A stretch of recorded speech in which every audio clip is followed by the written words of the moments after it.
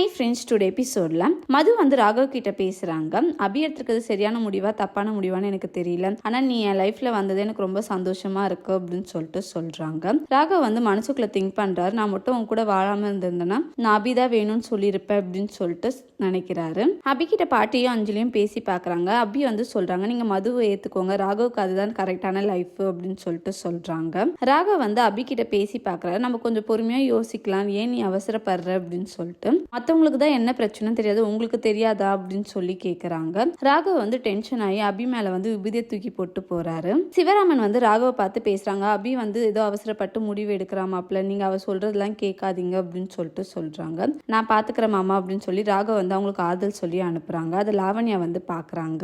Raghav again அபி கிட்ட வந்து பேசி பாக்குறாரு. அபி வந்து சொல்றாங்க, இதுக்கு நல்லவருமே ஆக்ட் பண்றீங்க, என் கூட வாழணும்னு நினைக்கிற மாதிரி அப்படின்னு சொல்லிட்டு சொல்றாங்க. ராகவ் வந்து டென்ஷன் ஆயிடுறாரு. அங்க வந்து கோவமா போயிடுறாரு. லாவண்யா அந்த பிளேஸ்க்கு வராங்க. நீ ராகவுக்கு நல்லது பண்றேன்னு சொல்லிட்டு முன்னாடி பண்ணிட்டு உங்க அப்பாவை பின்னாடி அனுப்பி ராகவ் கூட சேர்ந்து வாழ பிளான் பண்றியா அப்படின்னு சொல்லி கேட்கறாங்க. எங்க அப்பா வந்தது எனக்கு தெரியாது அப்படின்னு சொல்லிட்டு அபி அந்த பிளேஸ்ல இருந்து போறாங்க. தேங்க்யூ.